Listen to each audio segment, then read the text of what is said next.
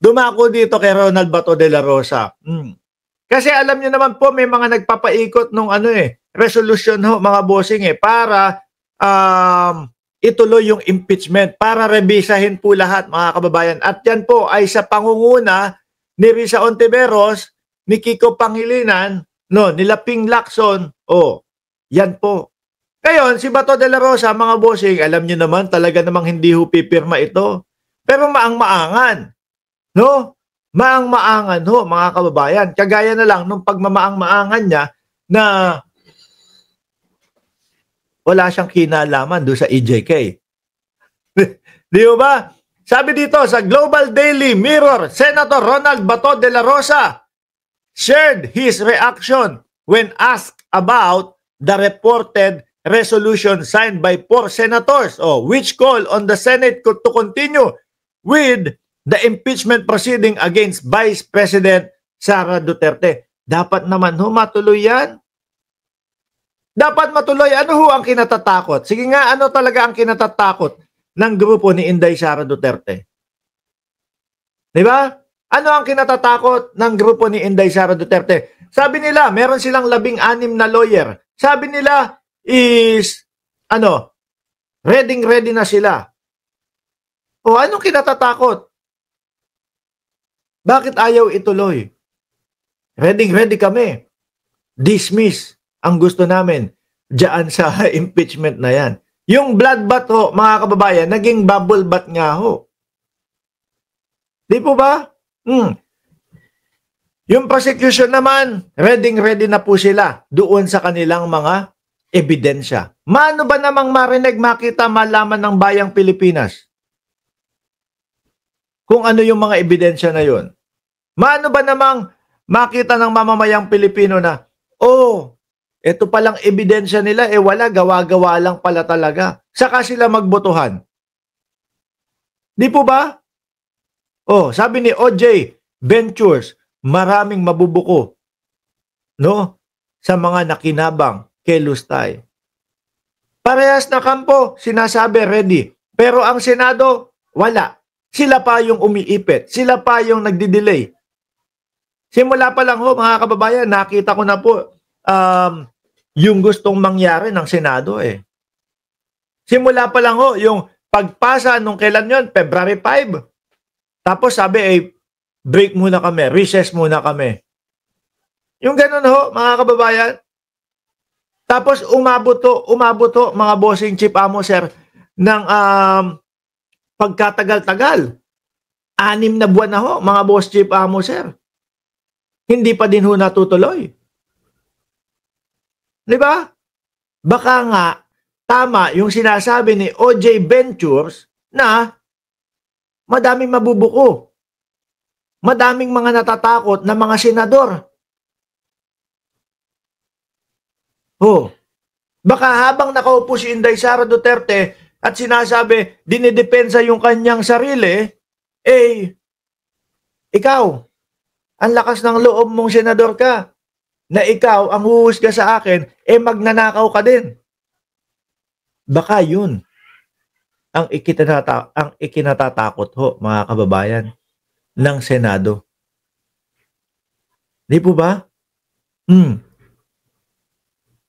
At isa dyan, si Bato de la Rosa. Kaya takot na takot matuloy yung impeachment. The resolution reportedly suggests that the Supreme Court recently ruling should apply on to future case and not retroactive. Kumbaga, yung mga bago nga yung mga sinasabi ng Supreme Court, apply na agad Dahins pwede yun. Dahins pwede ho yun, mga kababayan. Kaya nga, merong mga kaso na, kunyari, yung ganitong pagbablog, Like example, sa mga vloggers po, uso yung mga uso yung clickbait, mga kababayan. Hindi ho natin masisisi yung mga vloggers dyan. Bakit to, mga bossing? Kumbaga, yun yung way nila ng attraction. Alam natin, mali. Di po ba? Alam natin, mali. Pero walang batas na nagsasabi na ikukulong ka pag gumawa ka ng clickbait. Pero alam natin, mali, mga bossing, Pero hindi mo pwedeng i-apply yan. Ganyan. Gumawa kayo ng clickbait na na content. So ngayon, ikukulong na kayo. Ay bakit to? Wala namang batas na gano'n. Hindi, simula sa araw na ito, gano'n na ang mangyayari. Pwedeng i-apply yan sa mga susunod. Pag naging batas na, pag naging mismong panuntunan na ho, mga kababayan. Pag mismo na, umiiral na, pwede nang gawin yan.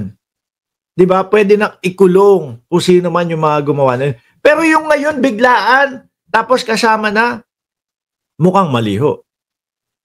Di ba? Sabi, Bato reacts to senators call to push BP impeachment trial. O yan. Alam ko si Ping Lacson, Tito Soto, sino pa? Risa Ontiveros at si Pangilinan. O yan, yung mga nagsusulong ho niyan. I have no idea about that resolution. If there's any, I am not foolish enough to sign it. Yan. Alam naman ho natin talaga mga kababayan na imposibleng lumagda o pumirma dyan si Bato de la Rosa. Alam natin Di ba? Na si Bato de la Rosa maka-Duterte ito. Kaya lang kapag ka nag-uusap o pinag-uusapan na po ang ICC, pag lumabas na po yung board na ICC mga kababayan o yung tatlong letra na ICC, may ngatog na po ito Yung pagiging maka-Duterte niya nawawala na ho mga bossing chief amo. Bigla na lang pong napupunta doon sa bundok, bigla na lang pong nagtatago at bigla na lang pong nagpapatay ng cellphone ang isang Bato de la Rosa. Diba? Only fools won't sign it. Sabi ni Erle Stanley Buico. Sabi ni Jcas, wala na naman siyang ideya sa resolution.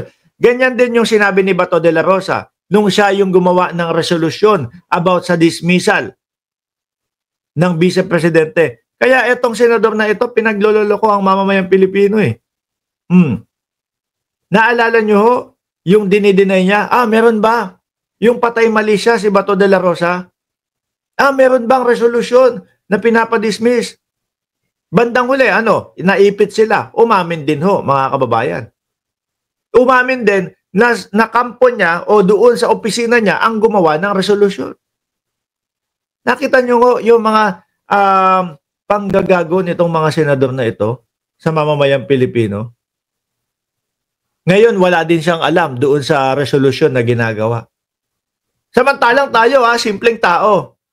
Ako, vlogger. Kayo, mga kausap ko dito sa channel na Mark Ramos. Alam natin Siya pa kaya na senador ho, mga bossing chief amo, sir? Siya pa kaya? Ginagawang mangmang nitong senador na ito ang mga Pilipino. Di po ba?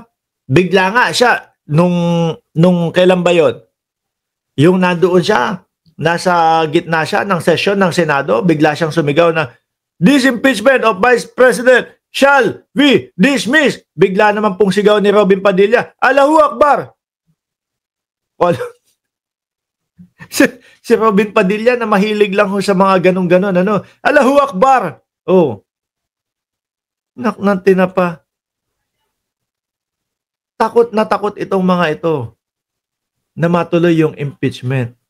Samantalang ang pinipilit nung kampo at nung 16 na lawyer ni Inday Sara Duterte, ready sila. Pero ang nakikita ho natin, mga bossing, nasa Senado ang problema kung bakit hindi ho matuloy. Kung ako ho yan, mga kababayan, kung ako ho ang vice-presidente, tapos alam ko na wala naman talaga akong ginagawa, no? Alam ko na wala akong maling ginawa sa pondo, hindi ko nilustay, hindi ko whatever or kung ano man ang ginawang mali. Sasabihin ko sa mga senador, mga linti kayo, bakit ayaw nyong ituloy yung impeachment? No? Lugi ako dito kapag hindi natuloy yung impeachment. Bakit lugi ang vice-presidente pag hindi natuloy yung impeachment trial? Kasi mangyayari mga kababayan, mahihinto lang po yan dahil doon sa teknikalidad na sinasabi nila na meron ng naunang impeachment na na isulong, tapos etong February 5, sumunod na lang, pangatlo, pang-apat, o pangalawa, or whatever. Yaan yung kanilang inaano, pinangkokontra eh.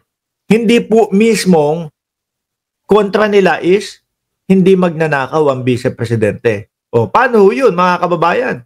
Hindi ako matutuwa nun bilang isang Vice Presidente na nahinto yung impeachment pero hindi nyo ako naipagtanggol. 16 na lawyer na mga napakatataas ng bayad ang binayaran ko. Tapos, okay, sige, panalo nga ako na hindi natuloy ang impeachment. Pero yung nasa utak ng mamamayang Pilipino, magnanakaw pa din ako. Di ba? Ngayon, lalo ngayon, matatalino ang mamamayang Pilipino.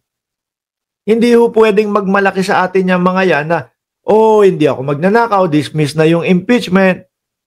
Dahil ina-analyze po ng mamamayang Pilipino lahat ng nangyayari.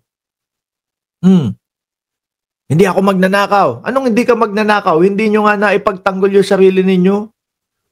Ang sinabi nyo lang, ang pinang-rest back nyo lang is, kayo, kumbaga, yung technicalidad o yung kung paano ipinasok yung impeachment na yon ay mali. Yun lang. Pero hindi nyo na idepensa yung inyong sarili.